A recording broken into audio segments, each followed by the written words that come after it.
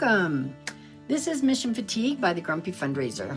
My name is Fran from Structure and Spark, and I'm your host.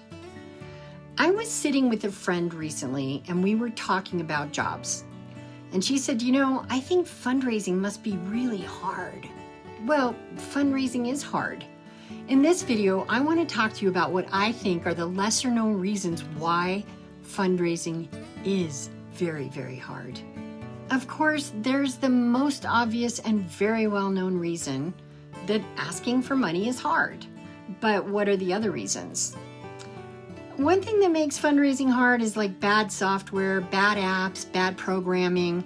If your donation page is full of distractions, it's harder to raise money. Or if your fundraising form is set up badly, it's likely to turn off donors and make raising money even harder. Or if your website and donate pages aren't optimized, you could be sending donors on a wild goose chase, or worse, wearing them out, trying to donate, and then they eventually give up.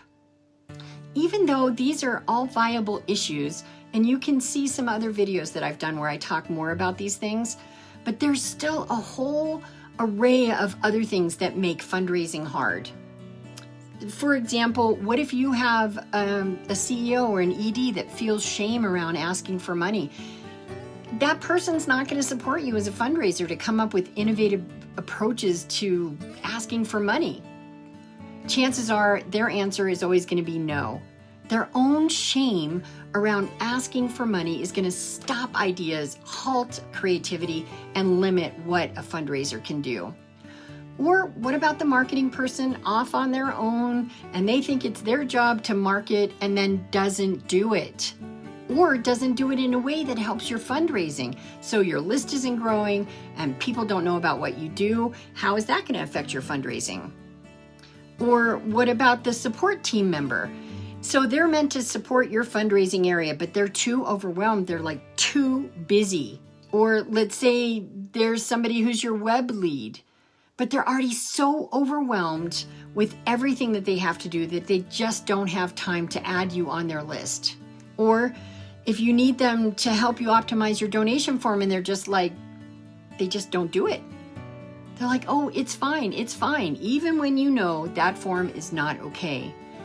Or another thing, what if you're trying to schedule out the space you need in the schedule for a real number of emails that you need to make your campaign successful, and they say, no, that's too many, or I can't fit you in.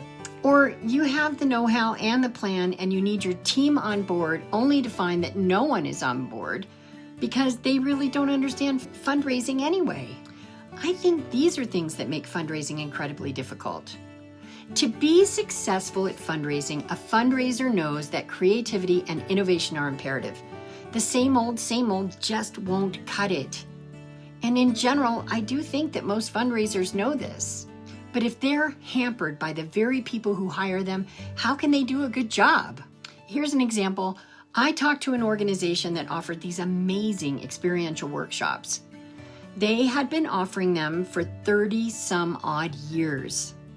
And during this time, they had faithfully kept the addresses and email addresses of all the attendees. But when the fundraiser they hired wanted to send emails to these people on their list, asking them for donations, the ED absolutely flipped out and flat out refused.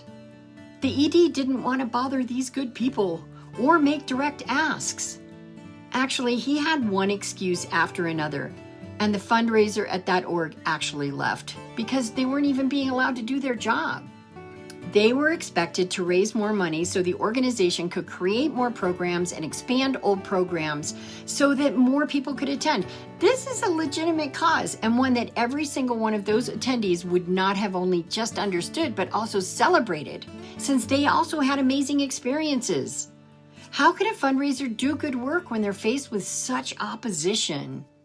You would think that this might be a rare thing, but I actually hear about it in many ways from many people, from fundraisers to EDs, from board members, and I've even heard it from donors. I spoke with an ED of an amazing charity, and yet he nixed every single creative idea his fundraiser and I came up with. I was chatting with a fundraising friend when she spelled out how it was impossible for her to run any of the campaigns that she'd spent months researching and preparing for because some board member felt like sending out emails wasn't a good idea, right? There are so many nonprofits doing so many worthy things, and yet none of them are thinking about how they are actually prohibiting their own growth and success. I recently started reading Brené Brown's amazing new book called Strong Ground, and she talks about something she calls the Newtonian teamwork.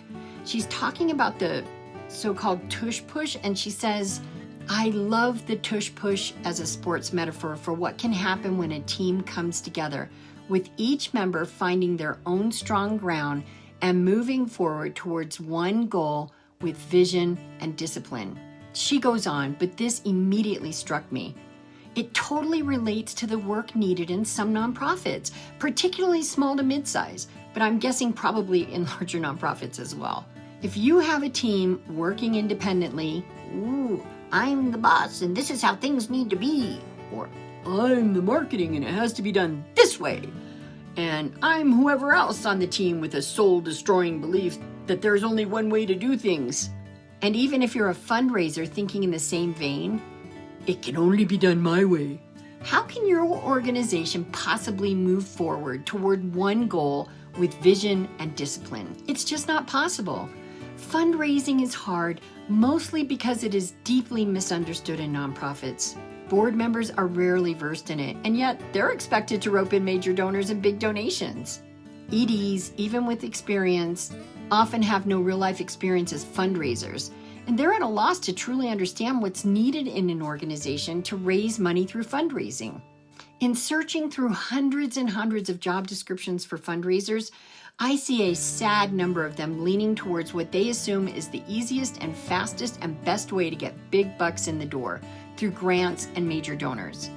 Now, I agree, grants and major donors are great things, but most organizations haven't even created systems to take care of their middle-range donors or their smaller donors. They don't really understand even the simple things like how to remove distraction and friction. They don't have a deeply rooted understanding of donor relationships. How can they succeed in grants and major gifts without an understanding of donor relationships? How can organizations be successful if the marketing isn't supporting the fundraising? A good marketing plan in a nonprofit has to be made while working with fundraising, not on its own, because fundraisers need people looking at the website. They need people signing up for email lists and understanding what the organization does. I do think fundraising can be hard because organizations tend to isolate fundraisers, and then they take away their magic wands. They're just not allowed to have creativity and ingenuity. The organizations often don't have a good grounded understanding of how donor relationship building works or why it's even important. So learn about it. I highly recommend NextAfter. They have amazing courses that really drill this home. Also, Donor-Centered Fundraising by Penelope Burk is a great book. Every good nonprofit deserves to raise money. Just make sure you aren't the person making fundraising so hard. This is Fran from structureandspark.com. Thanks so much for being here today.